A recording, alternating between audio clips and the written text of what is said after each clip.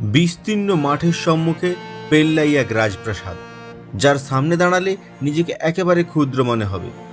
বাংলার ইতিহাসে হারিয়ে যেতে বসা এক নদী, সরস্বতী নদী, তারই পশ্চিম পাড়ে গড়ে ওঠা প্রায় 60 ফুট উচ্চতার এই প্রাসাদ, যার সম্মুখে প্রায় 50 ফুট উচ্চতার ডোরিক স্থাপত্যে গড়ে ওঠা 10টি স্তম্ভ, যা সারা বাংলায় শুধুমাত্র এই প্রাসাদটিতেই দেখতে পাওয়া যায়। অষ্টাদশ শতকের শুরুর দিকে তৈরি হয় এই রাজবাড়ি, আন্দুল রাজবাড়ি। সেই নিয়েই আজকের ব্লগ। তো চলুন আর দেরি না করে আজকের ব্লগটি শুরু করি।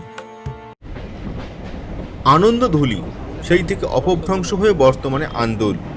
হাওড়া থেকে 20 কিলোমিটার দূরে অবস্থিত এই আন্দুল বর্তমানে আন্দুল হাওড়া জেলার অন্তর্গত হলেও 18 শতকের আগে আন্দুল ছিল হুগলি জেলার অন্তর্গত এবং তারও আগে ছিল 24 পরগনার অধীন। কিন্তু একদম শুরুর দিক থেকে বিচার করলে আন্দুল যখন মুসলমান রাজত্বের অধীন, তখন